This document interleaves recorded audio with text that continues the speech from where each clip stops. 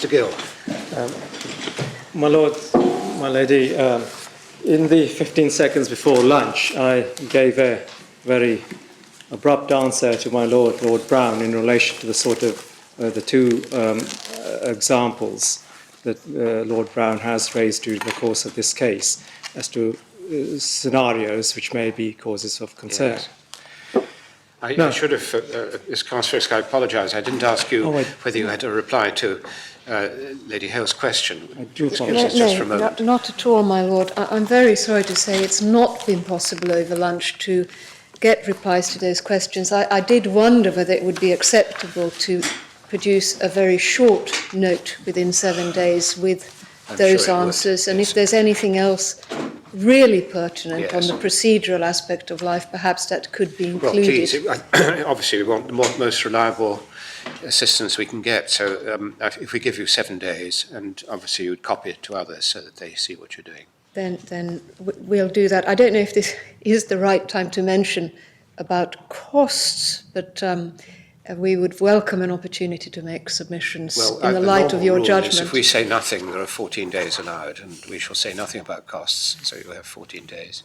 Very grateful. And then finally, just while I'm on my feet, of course we've had, I think, 10 new authorities from Mr. Gill.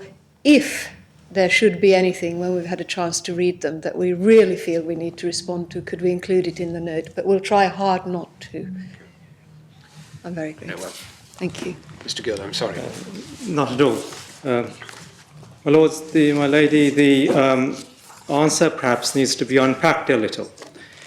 The sort of examples that my Lord Brown gave are, we would suggest, examples which are not going to arise very frequently. But you may still say, well, on those occasions when they do arise, how do we deal with them? Well, the thing that one does not do is to lose sight of the need for a structured approach in which you identify the best interests of the child first and foremost. That, if that leads to the conclusion that the result is that the mother must be allowed to remain, notwithstanding a gross abuse of immigration control, then so be it. But we would then go on to say that doesn't necessarily mean that the Secretary of State or the domestic authorities are powerless to take any form of action against their mother at all. There may be situations, and I take as my template the approach adopted by Mr. Justice Sachs in the South African case that we looked at for these submissions, in effect. There may be situations where what the relevant decision maker, the Secretary of State, decides is this. He may say, well, I'm not going to let you, mother, get off scot-free in this sort of situation. What I am compelled by the need to respect the child's best interests to allow you to remain. But the sort of leave that I'm going to give you is not the sort of leave that I would otherwise give you.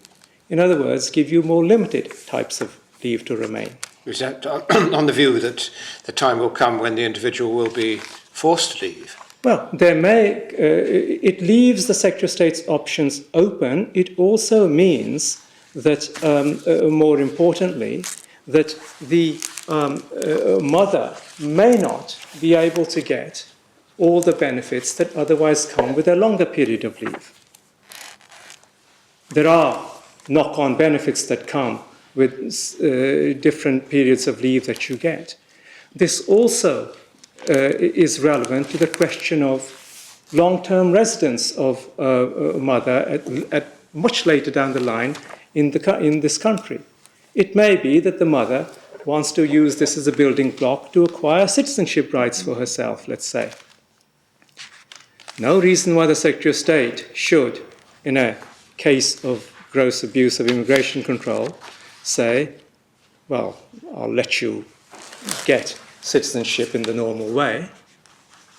All of these are very real sanctions which have a very real effect upon the way in which the mother utilizes her presence in this country. it punishes the mother. It does not punish the child. I'm not quite sure about that. If there are reductions in benefits and other restraints of that kind, they could well impact on the ability to look after the child. Well, the child's own right to get access to care and benefits and so on, I'm not saying that those would be affected. But the mother's own abilities, for instance, it can have impact in relation to work and matters of that sort. It can have impact upon the way in which others perceive her, the stability of her long-term presence in this country.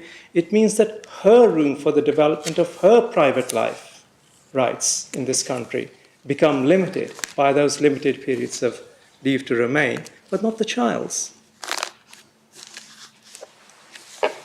It also means that she constantly has to remain for a much longer period than would otherwise be the case, subject to immigration control. In other words, she is put much further away from acquiring citizenship rights than she otherwise would be.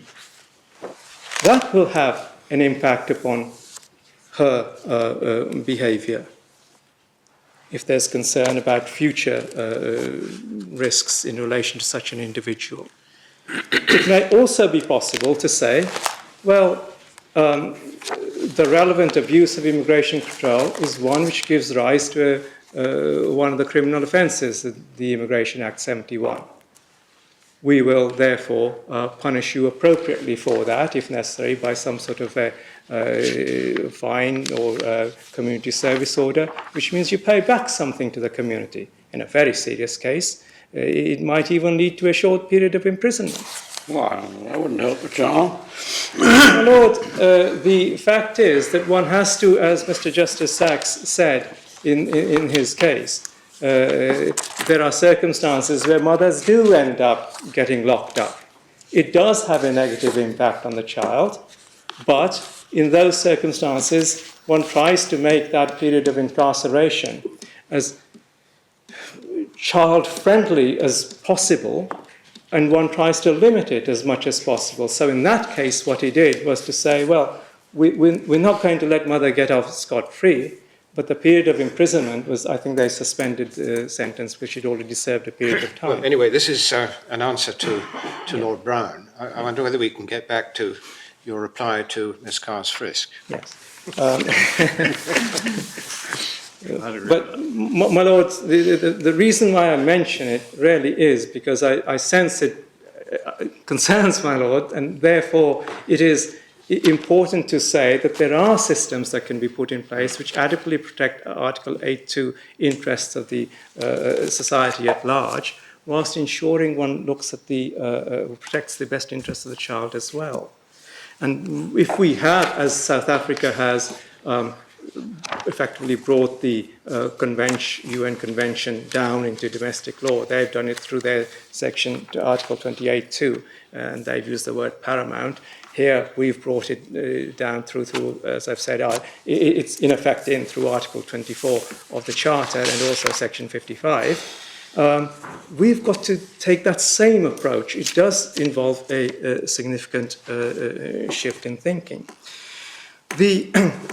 As regards the response to Ms. Carr's Frisk's points, my Lord, the short point, as I submitted just before lunch, was that whilst it is the case that the Strasbourg cases do mention a range of factors in an open-ended way as all being relevant to Article 8.2 analysis, the practical reality is that none of the Strasbourg cases in fact say, or are in fact consistent with the conclusion that where the best interests of the child require the presence of the parent,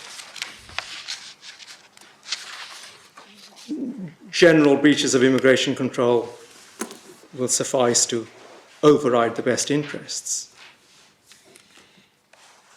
None of the cases are consistent with that. None of the domestic cases are consistent with that. We looked at the uses of the word rarely in paragraph 12 of EB Kosovo and in paragraph 43 of Chikwamba, and I made all those submissions before. One case which is in the bundle that I didn't refer to, but it's cited in the written cases, is the case of Adore, which is in volume 1 at tab 26. And this again is a case where Nigerian woman living in the United Kingdom illegally gave birth to 2 children. Father was a British citizen who was living with his wife and their 3 children. And questions arose as to removal of the mother. Sorry, which one was this? This is volume 1, tab 26, case of Adore. Yes. And the father did, however, have meaningful contact with the children. The facts are summarised by my Lord Brown in paragraph 1, essentially as I've set them out, and also in paragraph 7. And this was a pre-Huang case, but nevertheless, my Lord came to the very conclusion, which I say is entirely consistent with my submissions, because at paragraph 25, really the penultimate, the last page, in fact, 2989, halfway through paragraph 25, Brown said, on the contrary, the adjudicator seems to me to have explained perfectly plainly, the first instance decision maker, in other words, how the children would be adversely affected by removal of mother. They're emotionally dependent on their father, who provides a stable influence in their lives. If sent to Nigeria, they would be permanently deprived of his love and support. And 26, I recognise, of course, the flagrancy of the claimant's breach of immigration control, precariousness of her presence in the UK while she was creating this new family. Recognise the need for effective immigration control. In those highly unusual circumstances, seems to me there is really only one room. There is only room for one view as to how the balance is struck. And of course, we have, coming through all of these cases, the idea that in the normal situation,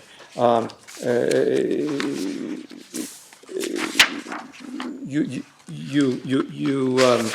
can't use the sort of situations that will come within the Huang template are likely to be unusual. But that's precisely because they give rise to this sort of unusual scenario. That doesn't mean to say there still aren't quite a lot of them, but they're unusual. The ones which succeed are unusual compared to all the ones which fail. And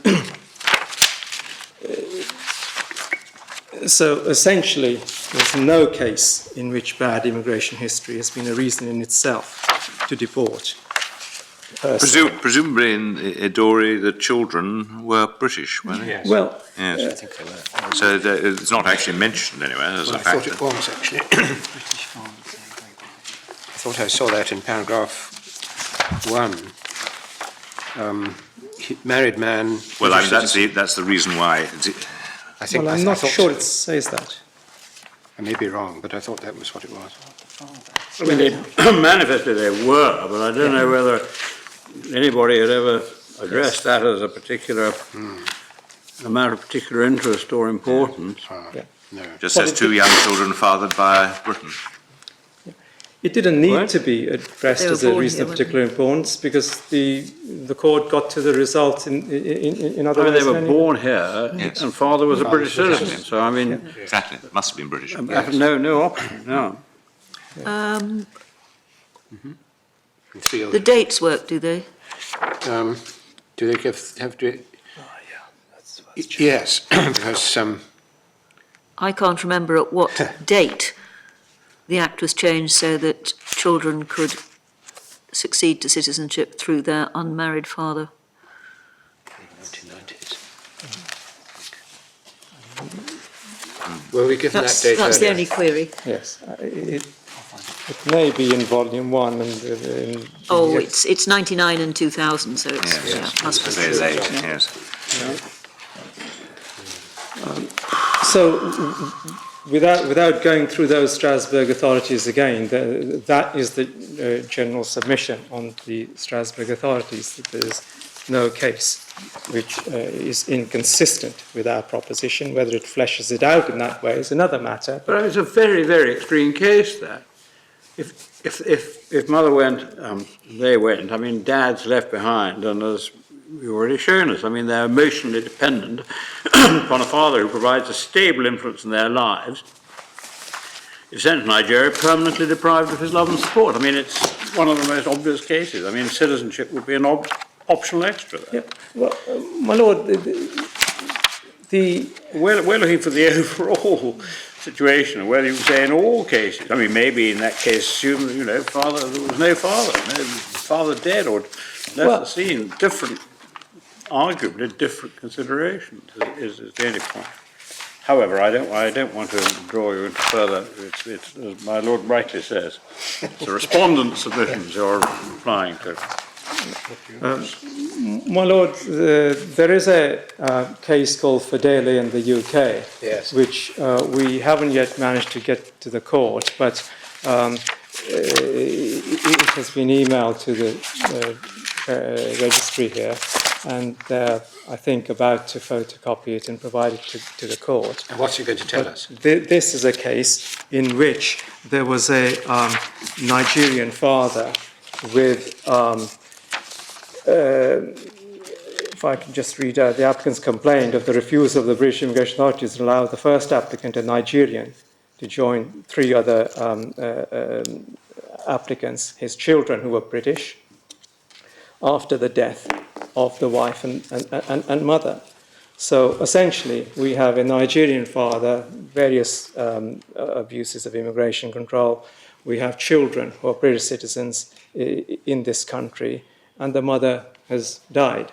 And in those circumstances, question arises, are you going to force the children to go to Nigeria with the father? The children did in fact go, and there were complaints about poor living conditions, socio-economic type points of that sort, and so on. The applicants represented, in fact, as it happens by Jacqueline Barber, one of the applicants were successful in having their case admitted. It was treated as admissible, and it's a 1987 case. And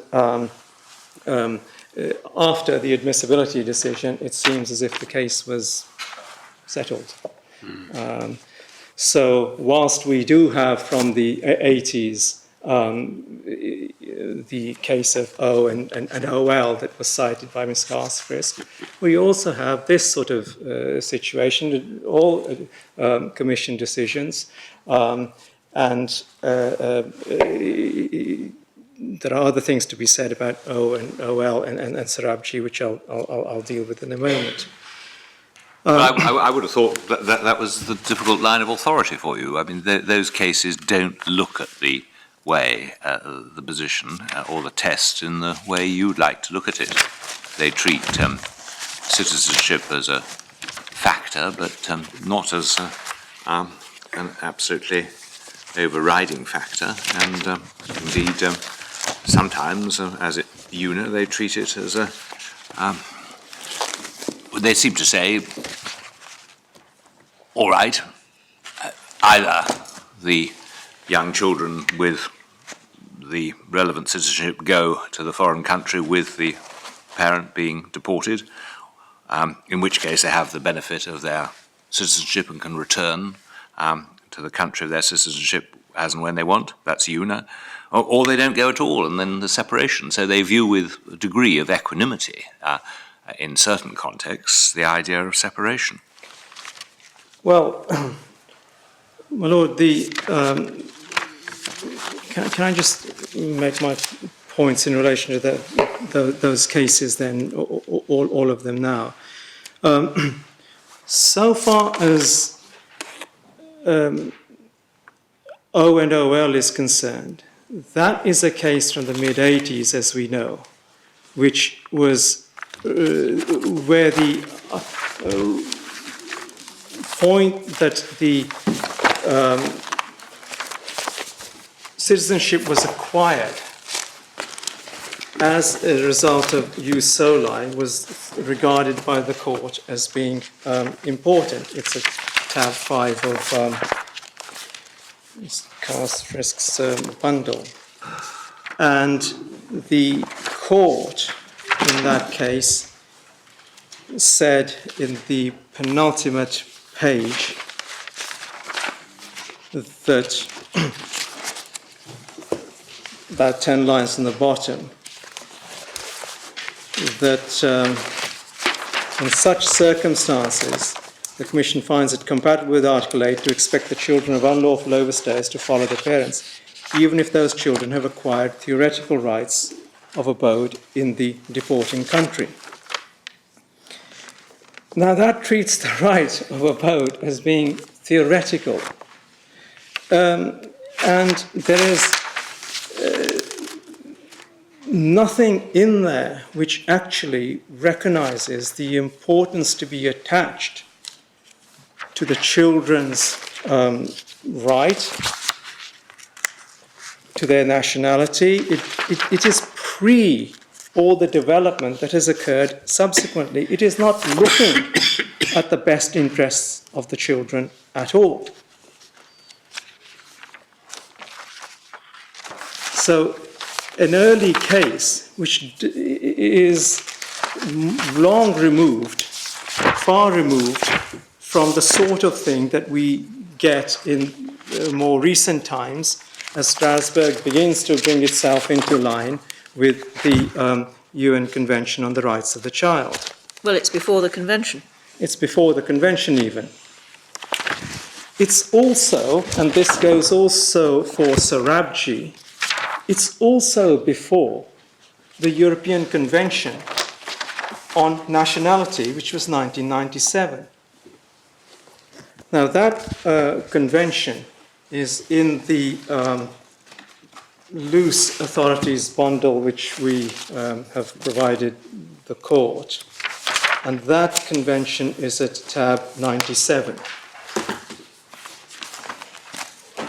So you'll see that by the time we get to this convention, 97, Europe is beginning to understand a little bit more about the importance to be placed upon nationality and also children's nationality. There's not been a single case after 97, indeed after, other than Sarabji. It's 94. Which is 94. That preceded this one. That's right. And this sets out a range of provisions which refer in particular under Article 2. It's clear that it's going to address the child as well because it refers to the child and the definitions. It refers to in Article 4 about everyone having the right to nationality, statelessness to be avoided. Now, whether that means de jure statelessness or de facto statelessness doesn't necessarily matter for my purposes, because I'm going, and it says in Article 4, no one shall be arbitrarily deprived of his or her nationality. Of course, in formal terms, there's no deprivation of nationality, but the reality is that nationality rights are being rendered theoretical and illusory rather than real or effective, which is precisely Strasbourg language. And that's what comes through in all the Strasbourg cases. And in looking at ECHR rights, you've got to make rights real and effective, not theoretical and illusory. And it then goes on to refer to the importance to give children a nationality, Article 6.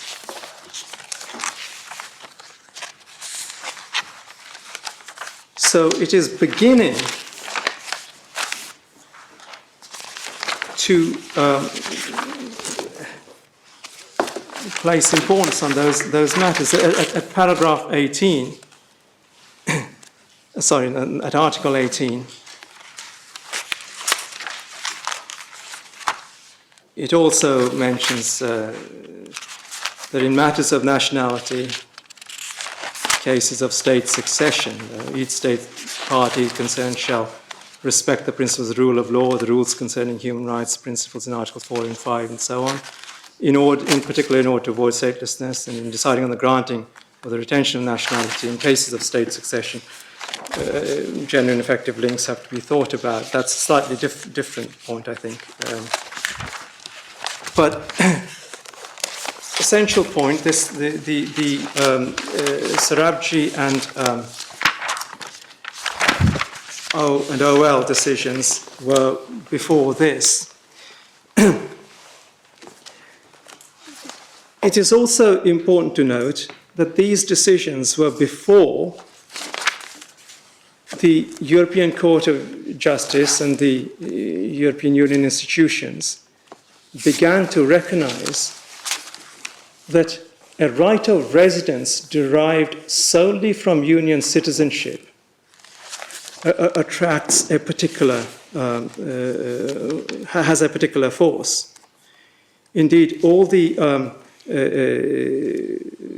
think it was in the Amsterdam Treaty, that the right of residence, Maastricht rather, and then worked itself through into Amsterdam, the right of residence as being the foundation stone of the exercise of EU rights began to acquire greater force. So you will see in the European Union ECJ case law the constant reference in the modern cases that Article 8 of the EC Treaty is destined to be the fundamental status on which EC law rights are exercised.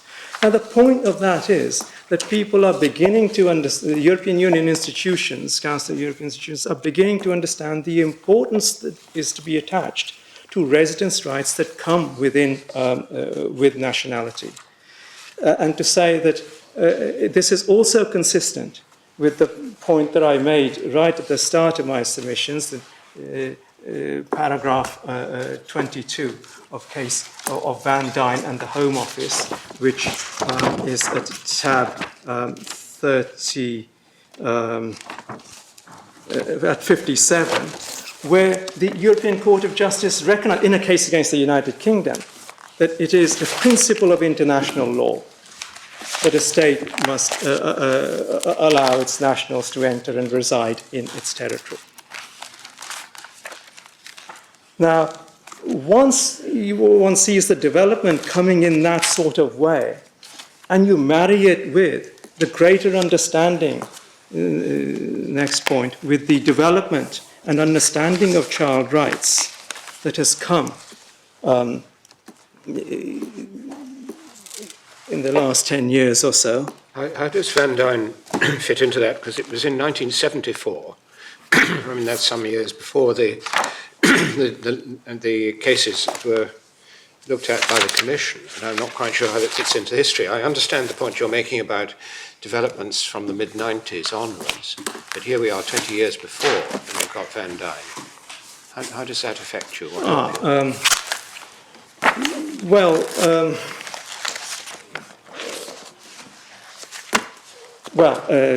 Your Lordship is right, but that has always been a principle. Mm-hmm. But that is a principle which is the application in the European Union, in the European Union area has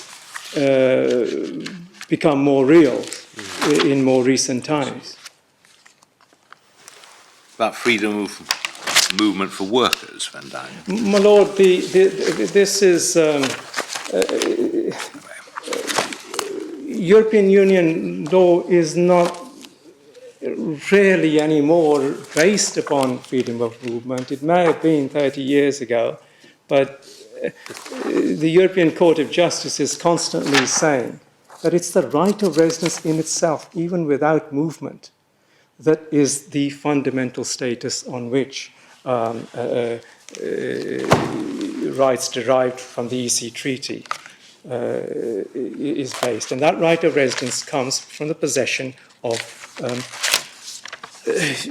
union citizenship. Yes, I mean, it is, it's, as Lord Manus says, and I'm looking really at the very beginning of that judgment, it says this is the first time the court has been called upon to decide the important problem raised by the limitations to the principle of the freedom of movement for workers and so on. So we're a long way away from what we're talking about in this case.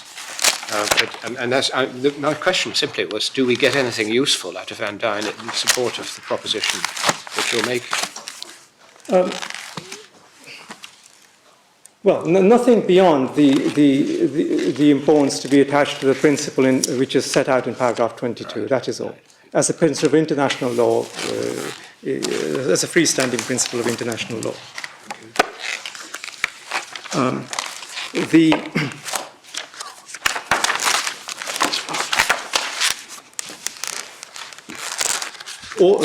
All of these cases also are,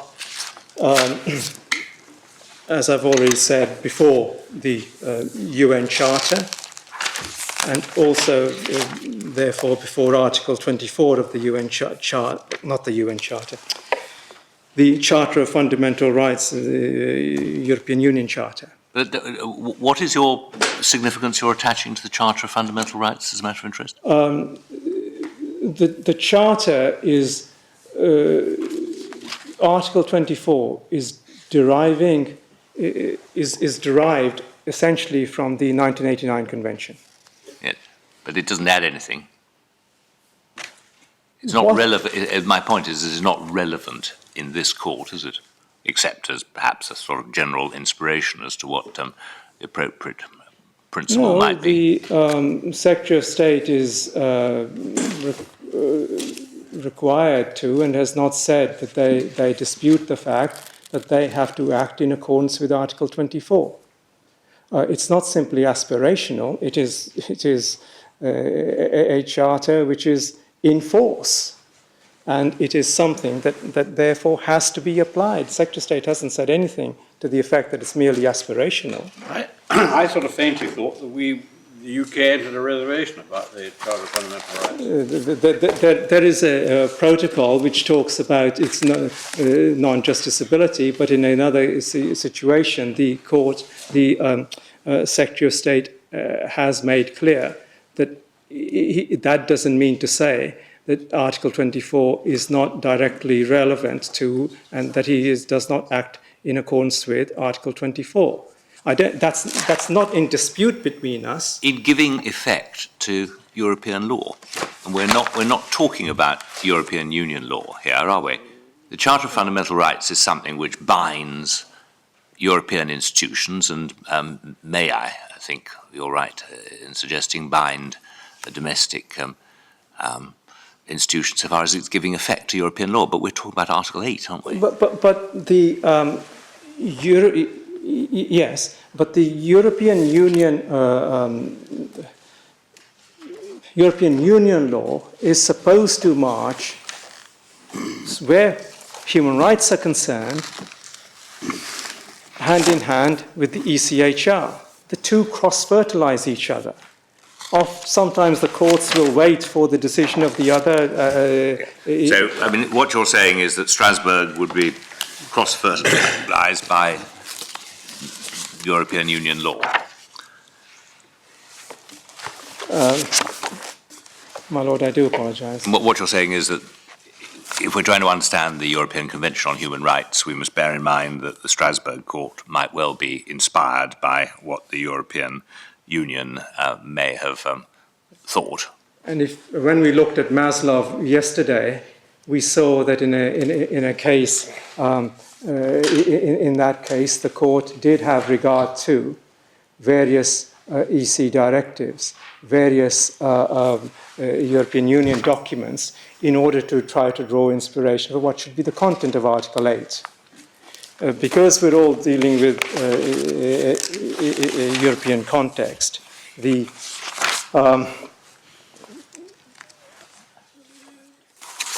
law in the ECJ tends to, as we see from Chen, tends to march wherever it can, consistently with Strasbourg. They don't always achieve it, but where one is falling behind, they tend to try to catch up.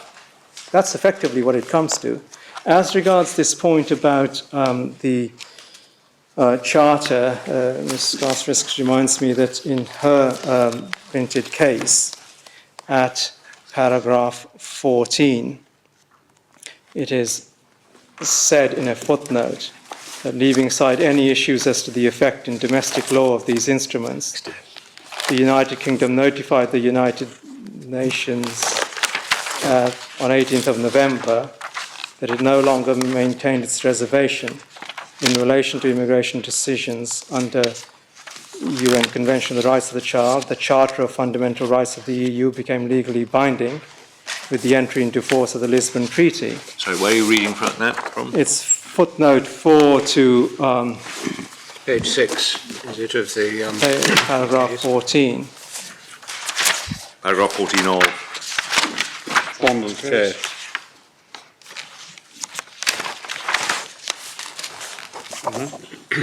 Well, I think what Ms. Glass-Risk would say is that they're not necessarily to be taken to be conceding anything as to the legal effects of the Charter, but they act in accordance with it.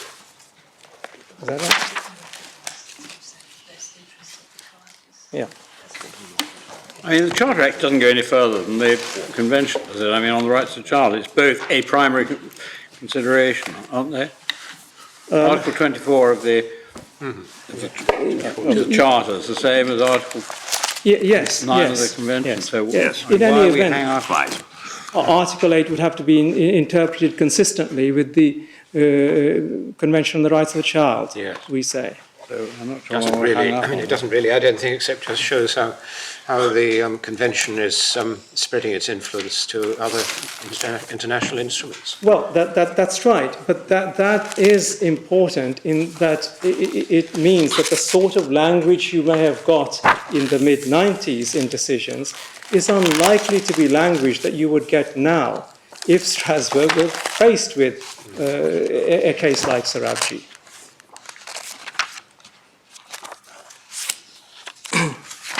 And the convention is, ECHR is a living instrument, and you've got to interpret it in its modern context rather than the context which existed at an earlier period in time. So those cases, we say, don't really add anything. There was some reference to Gangadin, but this is in the Respondents' Authorities bundle at tab 1. But as I think has already been noted, one of the important points about this case was that this was a pre-Human Rights Act case. This was also a case in which the argument took place in the context of the reservations to the 89 Convention. And that's quite clear from, although the page numbers are not always easy to see, at page 771. And Lord Justice Hurst, I think, in giving his view, specifically drew attention to the existence of the reservations. The reservations having now gone, that approach doesn't really get us anywhere. And the convention, the 89 Convention, applies, we say, with full force as of the present time. As regards a case like Solomon, well, again, that's it is now some years ago, in 2000. Which case? The case of Solomon, the case that Lord Mance drew to our attention. Yes. It's not in any particular tab. It was followed in Rodriguez de Silva in 2000, wasn't it? January 2006. Well, Cited, the principle. Cited. Yeah, Yeah, it's not but it was a case in which there was no risk to the child being forced abroad. The case wasn't looked at in terms of the best interest of the child, and there was no real analysis that you get in subsequent cases like Maslov and Una about best interests at all. And so far as the Rodriguez case is concerned, the Rodriguez case is, we submit, entirely consistent with our analysis. That was a case which is, I think, is a tab 53. Well, 53 is... Rodriguez. It is Rodriguez. Yes.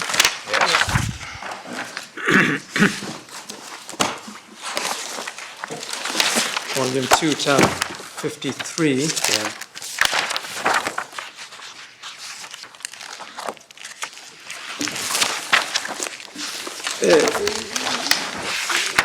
So far as paragraph 39 is concerned, that is simply leaving everything open-ended, but my point is being slightly different.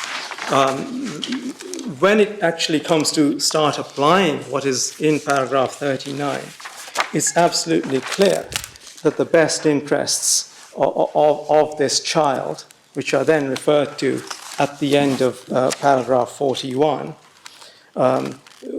were such, in a case where the child was not going to be going abroad in any event, were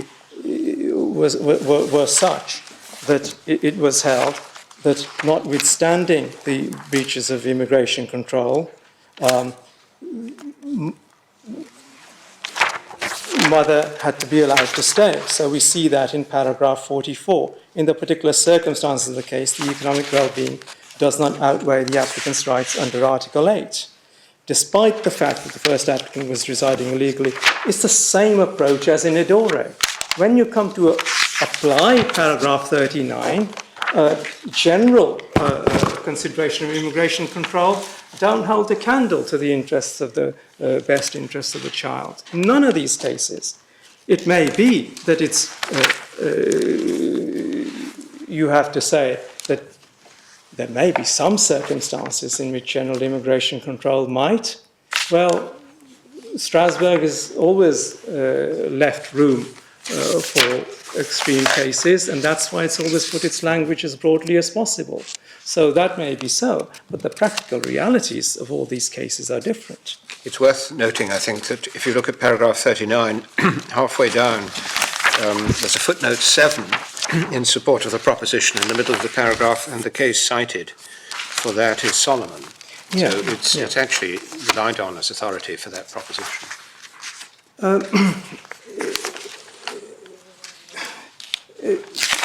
Yes.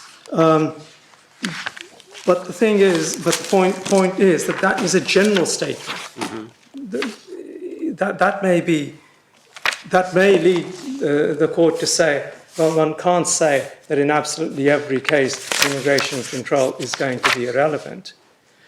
What paragraph 39 is saying is, well, we have to keep all these factors perhaps in the balance, perhaps open. In the balance is the wrong phrase, perhaps open and to be taken into account. That's, at most, that's all it's saying. But the more important question is, how do you actually apply these things in practice? And the practical application simply doesn't bear out any case in which general immigration control and general economic well-being of the country has been held to override best interests of the child. No domestic case either. We haven't got Solomon. I'm not all clear. I mean, could the whole family go abroad in that case? I mean, Solomon is footnoted at 18 as well, which is the last sentence of paragraph 43 of the Rodriguez. It came round this morning. Did it? It was one which, remember, it was the one where the application was declared admissible, but didn't go any further. Inadmissible. Oh, I've lost it. Have to borrow. Thank you very much.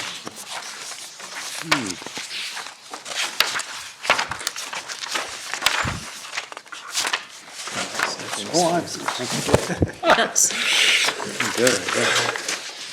I'm I'm afraid people are a little bit more relaxed about sending dads away than they are about sending mums away. Yeah.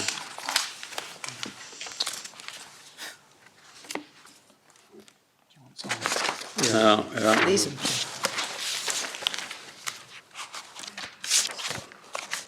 mum was the primary carer. They could stay here. It was a question. That, Yeah. They've got the choice. But the paragraph 39 proposition is what we really see in the middle of page 6, I think, in Solomon, isn't it? A general list of factors just being repeated. But anyway, your point, Mr. Gill, is that's all very well, but when you look at the way it's applied to a particular case, you find that actually they recede into the background. Absolutely. So far into the background that in practice it never emerges at all.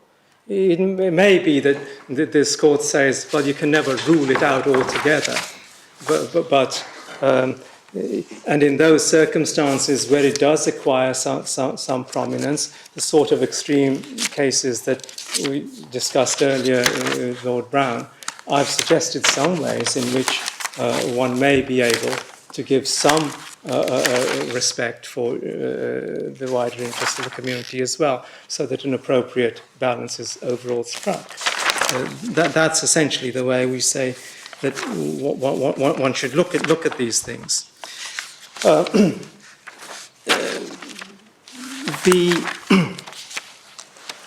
Whilst I'm still dealing with nationality here, there's something else I have to say about one or two other points, but I'll finish off on nationality. What we draw from Chen, which does rely upon general human rights principles and approach to proportionality under Article 8 of the ECHR, which does pray all that in aid, is this: if it is the case that European Union attitudes towards the protection of nationality and the advantages of residence that it brings is that you have to protect those advantages, even if those advantages accruing to a child, even if a parent of that child has acted abusively, if that is what the European Union attitudes are towards the protection of nationality, why shouldn't the attitude of the United Kingdom be the same to the protection of British nationality and the advantages that come with British nationality, that is the right of abode in this country? The same principle should apply.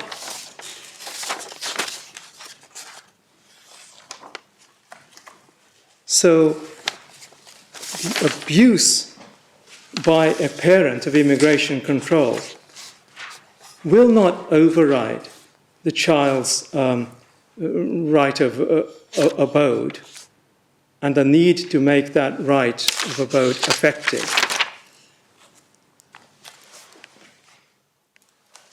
Children are owed special duties in the ways that we've looked at before. Their nationality has to be made real and effective if convention rights are to be, if that nationality is to have any meaning, and if the ECHR rights that flow with it are also to have meaning.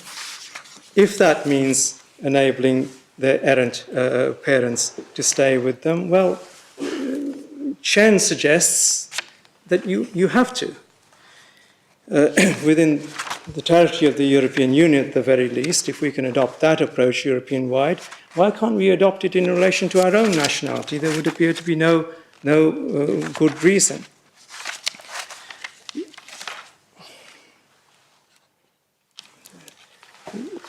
Chen is at, if I can just refer to paragraph 101 of the of the Advocate General's opinion. Chen is at volume 3 at tab 59, and he made the point, Advocate General Tizano made the point at para 101, on page 339. But as has become clear in the course of these proceedings, and particularly at the hearing, if Catherine were a British national, such hypothesis is entirely realistic. For that purpose, it would have been sufficient if the other parent had had British nationality, or although a foreigner had had a right of permanent residence in the UK, see Section 1 of the British Nationality Act. Her mother, although a national of a non-member country, would be entitled to remain with her daughter in the United Kingdom. And 102. 102 falls to be read with that as well, doesn't it? That means that if other things were equal from a factual point of view, and thus they were in an analogous situation, the nationality of the child would give rise to favourable treatment of her mother's application for a residence permit. So,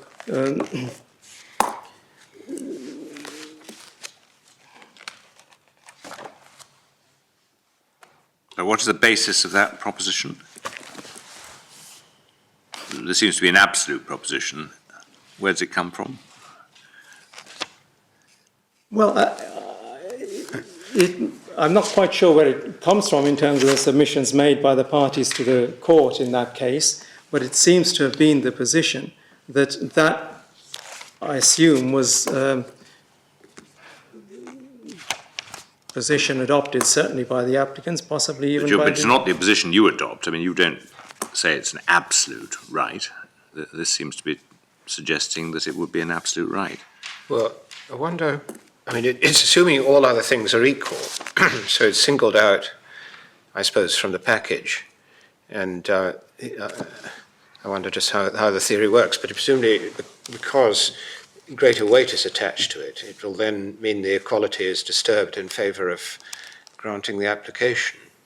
Is that the point? I mean, the whole assumption is that otherwise it's equality, and you've got to decide the case somehow, and you can pick this bit out as something that will be decisive.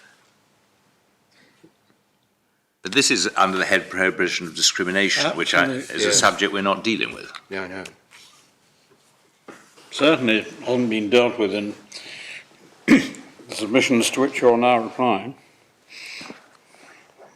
Well, the way in which I've put my case is that the discrimination arguments would arise inevitably from the citizenship arguments, but it'll be up to the court to decide how far it goes down the line of considering them. We say it has to. But this would seem to be the Advocate General acknowledging that in the case of a British national child, mother would be entitled to remain, and that has the consequence that there is an analogous situation then of the British citizen child as opposed to an Irish citizen child in the United Kingdom.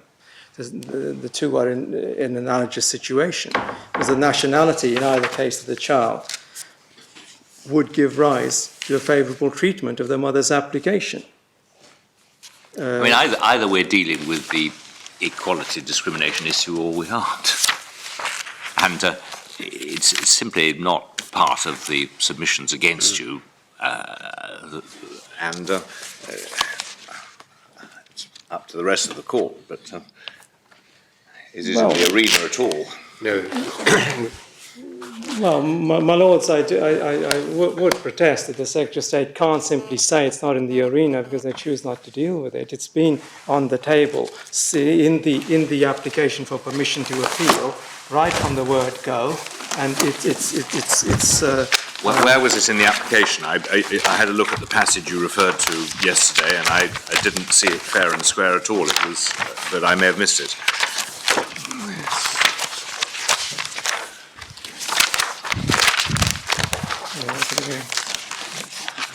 Paragraph 65.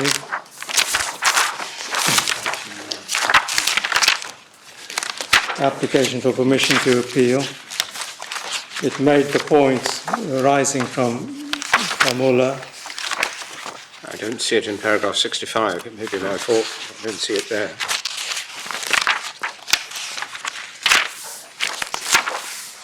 at the top of page 34, the application for permission to appeal.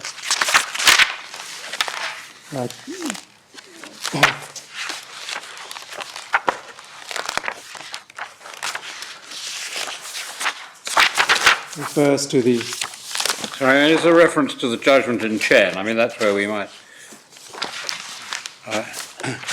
no, Top of page 34 reads, does it removal of a British citizen? yeah, that's right. Which bit is it? Well, That's where I don't find the thing. it goes down, talks about constructive removal. They're constructed to Tanzania, a country they've never previously even visited, will be a severe disruption. Their absence from the UK, periods of 7 or 10 years, until they've reached the age of 18, will, from a practical point of view, place them in a decidedly less favourable position than other British citizens, not least in the matter of education and language. So it's drawing a comparison between one type of British citizen and another, depending upon your parentage.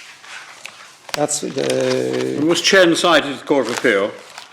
No. Is it referred to in the petition? No. Is it in the statement of facts and issues as to the... Well, it wouldn't be in the statements of facts and issues. No, but I mean the issue in relation to equality as such. Well, my lord, the point was put very generally that the court was going to have to be asked to set out what the correct test should be under Article 8. It is inevitable that the court is, in that broadly phrased question, going to have to look at this situation, bearing in mind it's raised in paragraph 65. It's also raised from paragraph at paragraph 84 in a passage that was underlined from Lady Hale's lecture.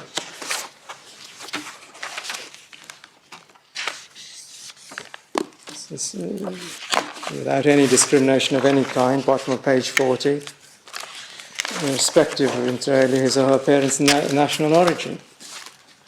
Well, I'm not sure we can take this much further, Mr. Gill. The case itself is not easy to fit into the pattern for the reasons that have been discussed. But there you are, that's your submission. Well, yes. The position in relation to Chen, our position in relation to Chen you have, and we say if that's the approach in the European context, so it should be the approach in relation to the rights derived from British nationality. If you had a discrimination claim, I don't want to carry it on much further, but if you had a discrimination claim, you'd need to refer to the discrimination legislation, wouldn't you? And it would be based on that. Well, my lord, the point is not at paragraphs 86 to 88 of our printed case. The point is not, we say, all that complex. It's making three very, very straightforward points. The first of those, But your answer is you don't need to refer to the legislation. My lord, I don't need to refer to the legislation. I don't see how, on such a basic proposition, one would need to do that. It would be the children who would be bringing a discrimination claim. Well, certainly that's true, but the argument has been put in our printed case on the basis that it wasn't at all clear at that stage whether children were going to be represented or not. The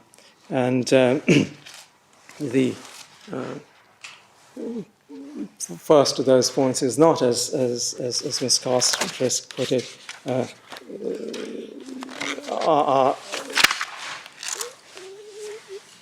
but essentially what the first four of those points of paragraph 86 is saying is this, that if you fail to recognise the special importance to be given to the best interest of children, to the rights of the children, the special importance to be placed on that, you're then, by failing to do that, going to be treating them unequally as compared to adults whose rights do get properly assessed. That's the point. It goes back to that's the first of the points. The second of the points in 87 is about the discrimination that comes in relation to parentage. And the third, I think, was in relation to the European Union context. I'm sorry, the third was simply this: the lack of consideration given to the impact of the Secretary of State's position on children and children of different racial backgrounds also means that his decision has simply not been reached in a manner which has due regard to the need to respect the principle of equality. He hasn't actually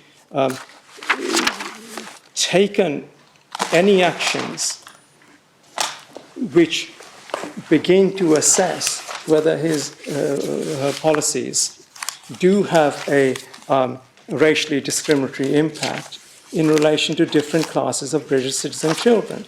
He simply made no inquiries in relation to that. No equality impact assessments at all have been carried out. Questions haven't been directly answered. Information hasn't been kept. Once you get to that sort of point, it's difficult to see what more is necessary in terms of having to cite authorities on that point. The duty to make equality impact assessment isn't such a thing. We have that point. You asked for an hour for a reply, and we've now gone over the 1 hour. My Lord, so I think, with respect, I think you could leave the equality point and move on to anything else that you think you need to address. My Lord, certainly. There are, in relation to the best interests, just some additional points to be made in relation to that.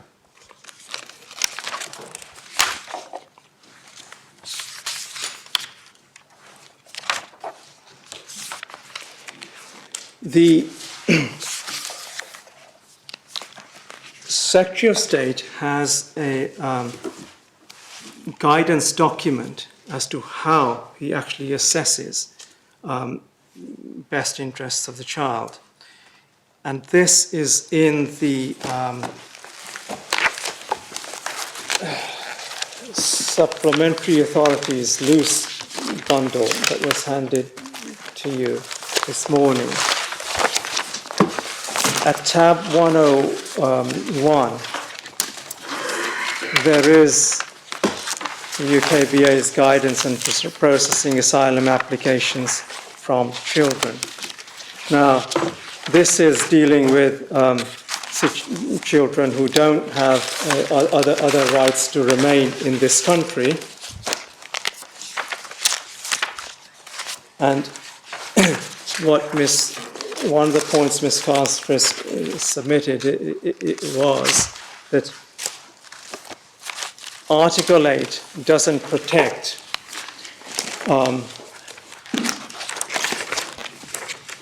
doesn't guard against disparities in socio-economic rights between different countries. She said that that's something that you have to keep in mind in assessing the approach that you take to the best interests of the children here. They may be better off here as compared to other countries. But it's in relation to children who aren't even British but who are foreign nationals, who have no other rights to remain apart from the Secretary of State adopts policies set out here in set 17.8 of this document. This applies across the whole field of immigration, does it? It says it applies only to asylum, but... Well,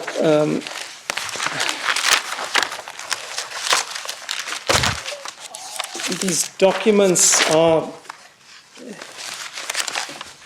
headed in that sort of way, but I suspect that they probably also apply to human rights claims. Well, I'll be corrected if I'm wrong. But in any event, what we can see is from 17.8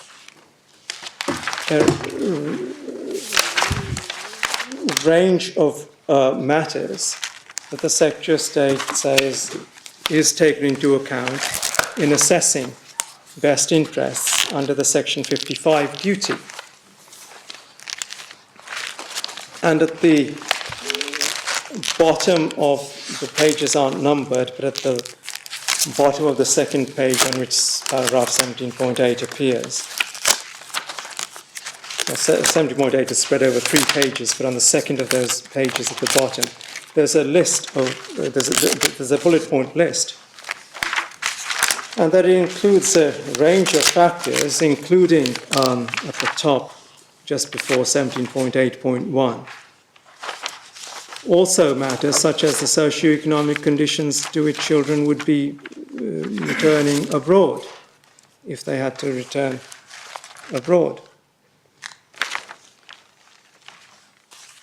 So it's quite clear that in the case of a Section 55 best interests analysis, in relation to children who aren't even British citizen children, the Secretary of State takes a very broad and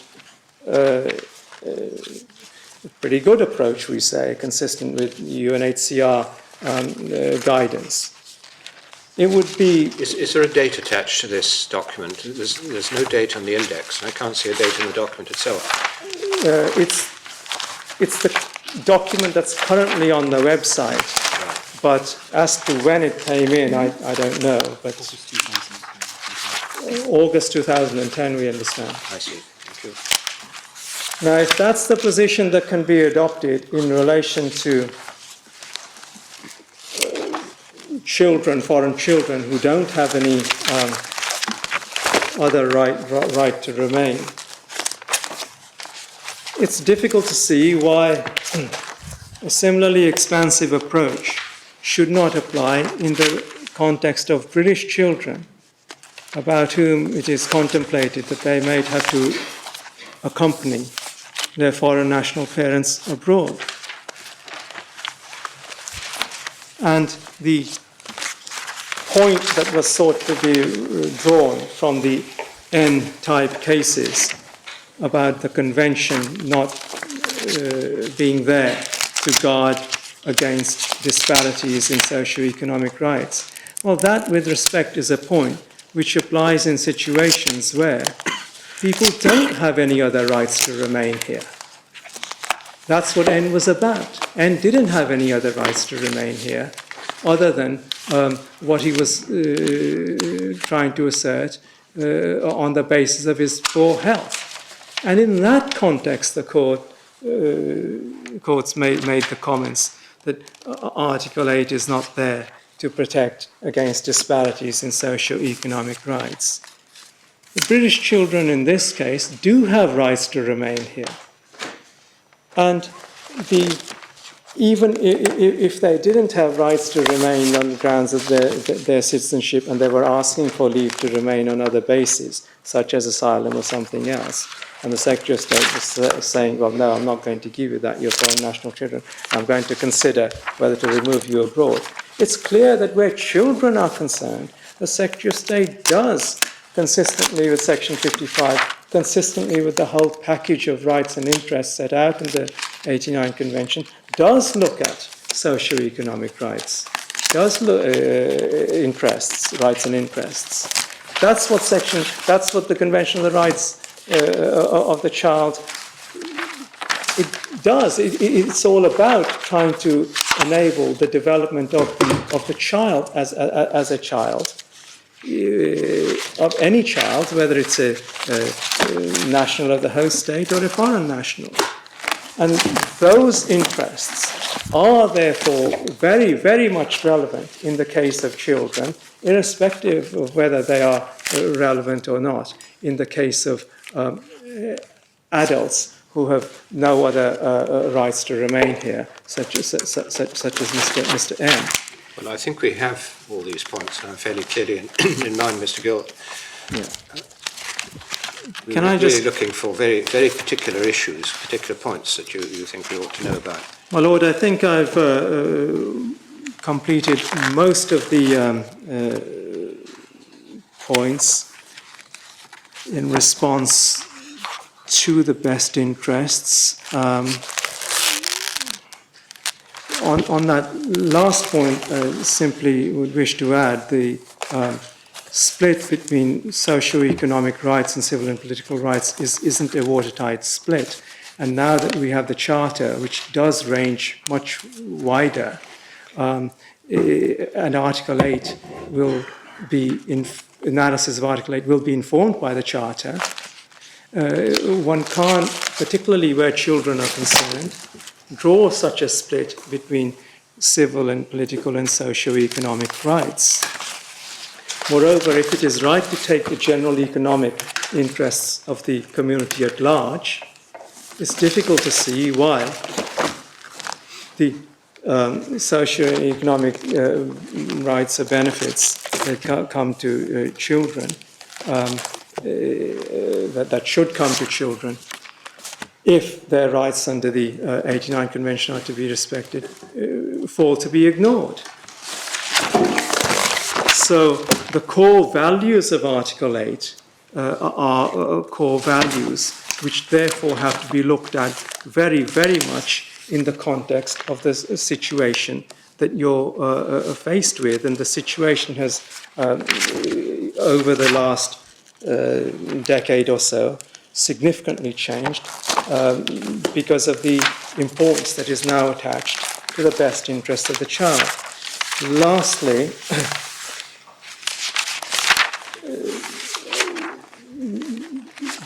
the points that private life is a fairly expansive concept which covers a range of factors, not just any particular right in particular, are all set out in our printed case. And so all of that right to develop personal relations with others and have access to various benefits and social care provisions and so on, all of that comes within the context of private life. A question was raised as to the, lastly I think, a question was raised as to the importance of documents such as General Comment Number 6. This is a small point. I'm not sure that it's at the forefront of the case, but there is a useful article in this loose bundle, which is the article by Marsh.